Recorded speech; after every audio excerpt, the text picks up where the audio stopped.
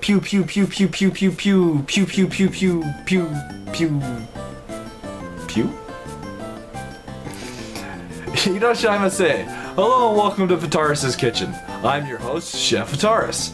It's time once again for Shoot 'em Up Saturday. Pew pew. And on the menu today we've got Gradius V for the PlayStation 2. So this title I feel is one that definitely belongs on my essentials list. For one thing, it's one of my favorite shoot 'em ups of all time, and there's also, well, it's just a good game that aside. So not only should it be on an essentials shoot 'em up list, but I also feel that it should go and be on an essentials game list. If you're a fan of games, then you owe it to yourself to at least go and try this one. So it was developed by Treasure, the same developer behind Radiant Silvergun, which I went and covered last week, and then published by Konami back in 2004. But it just was released on the PlayStation Network as a PS2 classic just this week, so hence the reason I'm going and covering it today. And I will be specifically going and playing the PlayStation 3, PlayStation 2 Classic version of it. That's kind of a mouthful. So, what kind of taste will this excellent shoot 'em up go and have? Let's find out. Pew!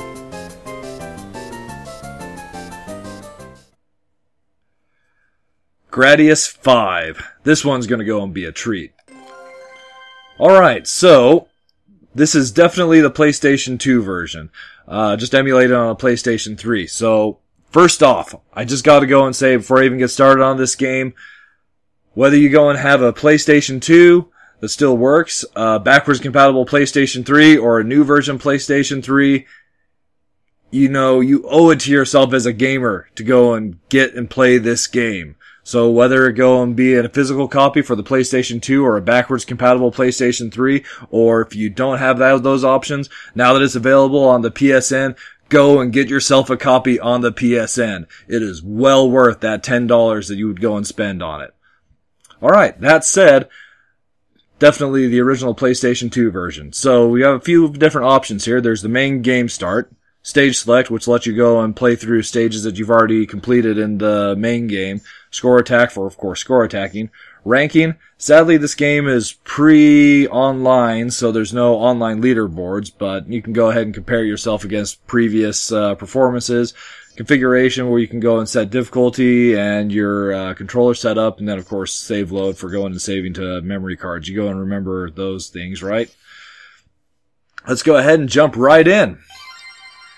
So once you go and select the game start, you're brought to the select weapon array. There's 4 types available if you haven't gone and beaten the game. If you do go and beat the game, you have a modify screen that's like brought up that goes and brings up even more options, and you can go and kind of customize your loadout to your preferences. But here you're kind of set to these 4 presets. So the biggest difference between these presets are your missiles and, most importantly, your multiples. So, you know, you can kind of go and see how everything else is laid out on this, but the multiples, that's the important part. You've got 4 different options: freeze, direction, spacing, and rotate.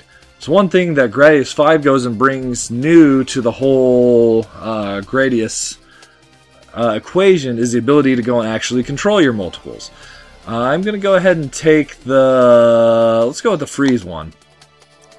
So what you're able to go and do, you can actually go and control the multiples in different ways, and they're kind of detailed there. Freeze allows you to go and like freeze your multiples in place in a fixed position around your ship.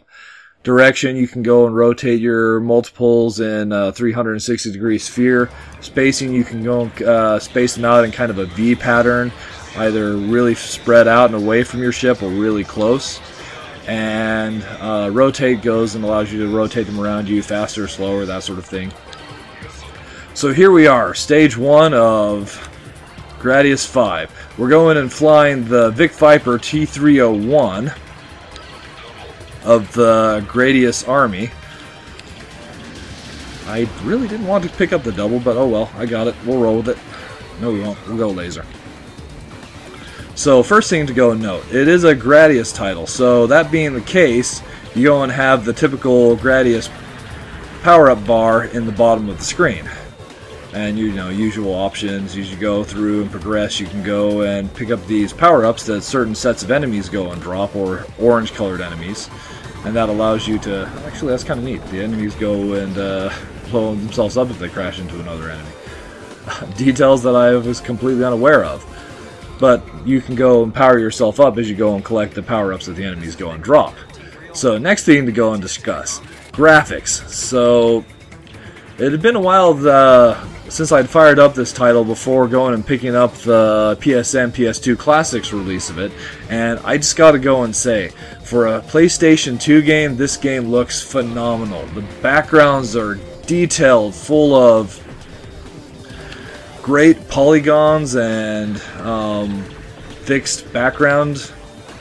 What would I want to go and call them? Just images, I guess? Then on top of that, you've got all these detailed 3D models of, well, especially the Vic Viper itself, but all the enemy ships go and have a reasonable amount of detail to them, even if some of the enemies are spinning really fast and you can't even go and necessarily see all that detail. But hey, who's to judge? And everything just goes and has such a polished look to it.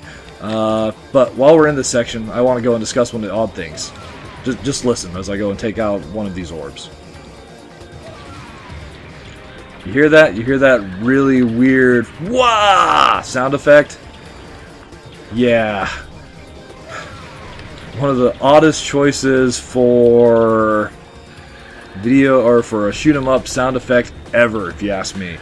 It's really bizarre too. I mean, even in parody, like you might kind of expect that kind of a sound effect in a parody shoot 'em up, but one like this, it's just, what were you thinking, Treasure? It doesn't make any sense, guys. Alright, anyway, here we are to the first, or the boss of stage 1, so the first boss for the game, I guess. Big Core Revision 1.2? So hopefully, I mean, I have played Gradius title before on Shoot 'em Up Saturday, and hopefully you're familiar with the franchise itself. If you are, big cores should go and be, you should be no stranger to the big cores that are kind of the default enemy boss of the franchise. But, you know, here we've got apparently a different take on it, Revision 1.2. This guy's got some neat patterns, somewhat frustrating, you know, going spinning around between two lasers of death, going and throwing Cheerios at you. But hey, if you can go and survive this bowl of doom, then all the more satisfying to be able to go and take this guy out. And it also gives me kind of a little bit of a chance to go and talk about our multiples. So I chose the ability to go and freeze the multiples, which means that I can go and pick up, well, I can go and freeze the position that the multiples are around me and just hold them in that spot. And then as I move, they will stay in that fixed position next to me. So it allows me to go and position them in an area where they can go and provide additional firepower in places I might not be able to go and shoot or even easily maneuver myself into. Or if I go and line them up with my line of fire, I can go and lay down some really, really heavy firepower and hopefully take out bosses and other enemies, you know, rather quickly. You can have up to 4 multiples, so you can go and have quite the chain going. Let's see if I can get at least one more here, so I can kind of give you a pretty good idea of how that goes and works. Ooh, that was close. I almost bought it there. Another multiple. That's number 3. Ooh, you might be able to go and get all 4. Come on, guys. There we go. 4 multiples. Alright, a little cutscene mid-stage. Hey, look! It's us! Again.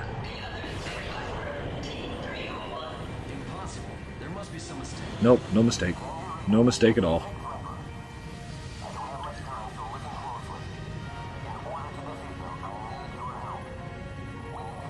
So, remember this, kids. If you ever go and encounter yourself, and you're telling yourself that there's no future for either of us, listen to yourself. So hopefully you're not going and setting yourself up. But, I don't know. Maybe depending on who you are setting yourself up. So, here we move into the bulk of stage the bulk of Stage 2. This would go and be the battleship, I guess, where we like have to go into this battleship and move through half of it. Otherwise, there is no future for either of us. So now that I've got all 4 multiples, I can go and kind of show you what I can go and do with the freeze. I can totally like set up this awesome wall of laser death, just to go and like wipe out all enemies in front of me, then be able to also sweep the top roof, since the missiles of this particular preset only skim along the bottom and never go and move up. It's kind of a failing of this of Type 1 as far as your missiles are concerned, but other than that, I feel it's a solid choice, and one really can't go and argue that the freeze is probably the most effective multiple setup. But for me personally, I actually do quite like the wing setup of the spacing one, where you can go and set them above and below you. So here we go and see our future self going and doing pretty awesome, except I'm helping him out with my wall of lasers. But it's good to know that in the future I will be just as awesome as I am now, if not even more so. Can you go and say the same about yourself in the future? At any rate, once again, we're really treated to a visually... While the color scheme of the ship itself is actually relatively bland, I guess I kind of had to go and, let's see, say the detail that is present is fascinating, especially as we go and get closer and closer to the end of the stage. You'll go and notice that there might go and be some subtle changes, well, maybe not so subtle, as to the way that the stage goes and looks, and to a minor extent the kind of enemies we start to encounter. Let's see if we can't take out a couple of these guys before this guy comes up behind us. So, I kind of wonder, are these supposed to go and be like... Oh, dang it. I wonder if these are supposed to be like brains, or maybe... No. There's like an eye in the front, and they're totally kind of that shape. It's totally a brain. I'm calling it right now. These are brains. We're blowing up brains. I guess better than eating them, right? It's like, what are we, zombies? No, we're not zombies. We're badass space fighter pilots. Who are doing what our future self is going and telling us to go and do, because time paradoxes, yo. Hey, there's us again. Oh crap. I almost got myself trapped on the other side of that door. That would have been quite the waste. I'm pretty much at what I would go and consider full power, you know, missile, laser, all the multiples, force field, a couple speeds. You don't really get much better than that. Alright, that's Venom, the first Stage 2 boss, taken out. But we're not... Oh, crap, I ran into it. Oh, there goes my force field. At any rate, we're not quite done with Stage 2 yet. Out of the battleship we go and fly, and into Boss Rush, Mayor's on Parade. As always, though, once again, beautiful, beautiful backgrounds with some sort of... I'm not sure if those are supposed to be like a space elevator or some other kind of like array in space, but neat all the same. Here's our first boss. This guy is Zebrush. So, Mayor's on Parade, or Boss Rush, or however you want to go and refer to it, is a common theme among the Gradius titles. It's like, this is awesome. Here we can go and kind of put our multiples below us, and they can go and take the heat for us. We can go and deal heavy damage to the boss without really going and getting in harm's way. But as early as, I want to say at least Gradius 3, it might have been even Gradius 2 where the Mayor's on Parade started, you go and have stages where you're faced with multiple bosses in a row, and usually the ability to go and power up between bosses. Here we are with the second boss. This guy is Death Mark II. Let's see if I can go and get my options in... There, that should go and be a relatively beneficial setup. To be able to go and get past his tentacles and just go and deliver some lasers right to the core. Because this is a Gradius title, which means shoot the core. Alright, that's 2 bosses down. Next up, we got Tetron. I still have a force field saved up, so... Ooh boy. I'm doing a terrible job dodging his lasers. So, as noted, since this game is developed by Treasure, one thing that it does have going for it, well, terrible example of that, but pixel-sized hitboxes. And since this is... oh boy. I destroy one side and suddenly the other side gets really mad. That is just not cool.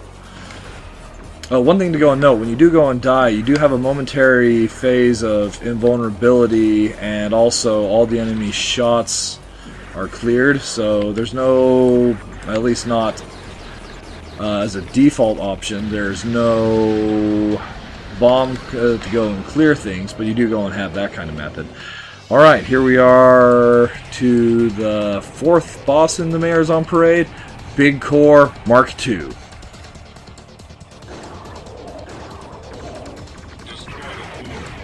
We're destroying him.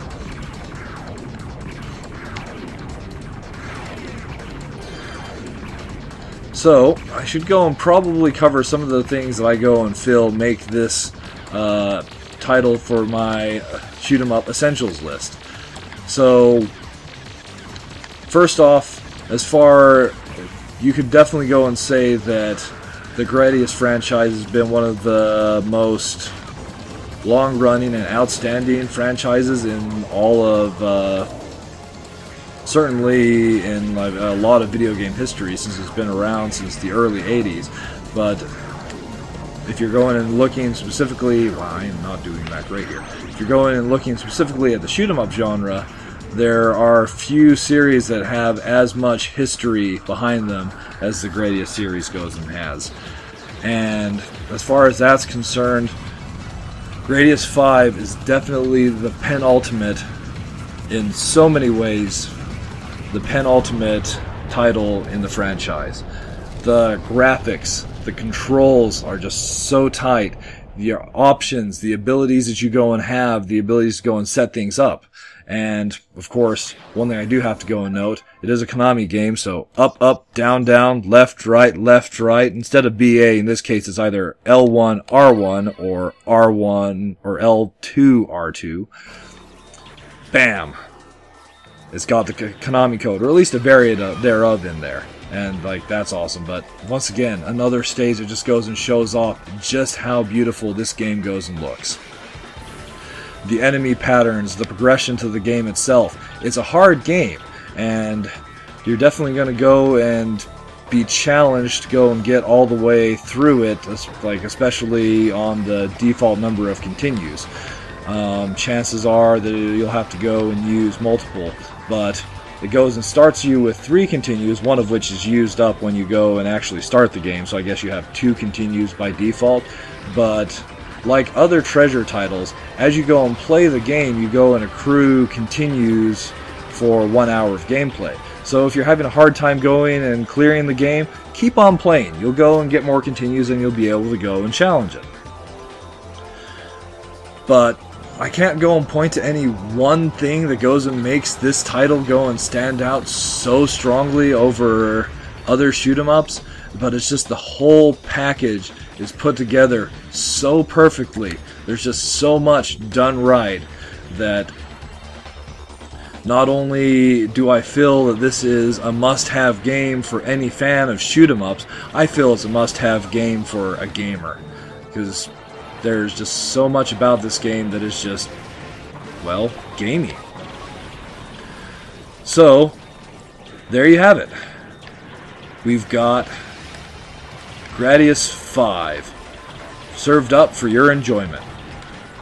Well, I think I'm going to go ahead and call it here for now, but keep your eyes out. There might actually go and be some more Gradius V going and showing up on the channel before long. So, that said, Thanks so much for coming out to join me on Shoot 'em Up Saturday. If you have any suggestions for other shoot 'em ups that you'd like to go and see me feature on the show, or other suggestions of games you'd like to go and see me play, by all means, please go and leave those in the comment below. And once again, thank you so much for going and coming out and joining me today, and I hope to go and see you again next week.